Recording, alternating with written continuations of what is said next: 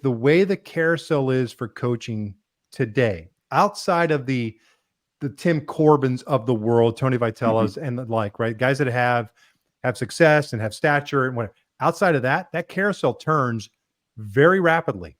And if you're not winning, you're gone.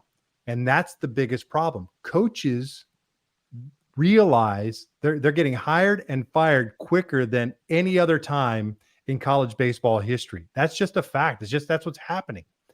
And those coaches that are coming into programs, they need to make an impact. You think they're going to make an impact immediately by going with 8 freshmen and saying, "Now I'll take my chances with the kids"? They're not. They're going into the portal. That's exactly what they're doing. Look at UCF. Rich Wallace came in midsummer. They knew they were going to the Big 12. They had to compete immediately. And what's he do? He goes out and gets veteran guys to play, and it's worked out for UCF. You got freshmen that were there, highly touted freshmen, recruits that got 0 at-bats this year. 0.